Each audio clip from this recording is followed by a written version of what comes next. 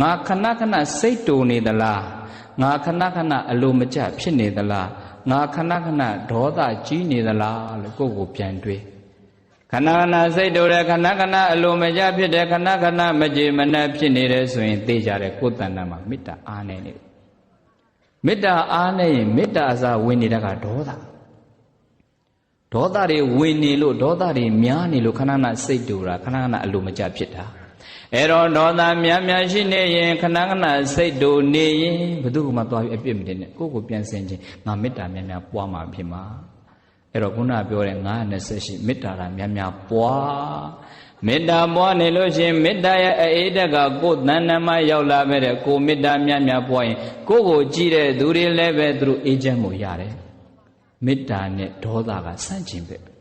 စိတ်ဆိုးစိတ်တူနေတဲ့လူကိုကြည့်တဲ့ပုဂ္ဂိုလ်တဲ့စိတ်ချမ်းသာလားမချမ်းသာဘူး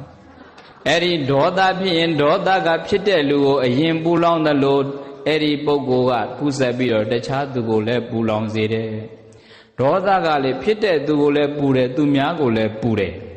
မေတ္တာကပွားတဲ့လူလည်းအေးချမ်းတယ်သူများကိုလည်းပဲအေးချမ်းစေတယ်ဒါကြောင့်မလို့အဲ့ဒီဒေါသဆိုတဲ့အမုန်းတရားကိုဖယ်ပြီးတော့မေတ္တာဆိုတဲ့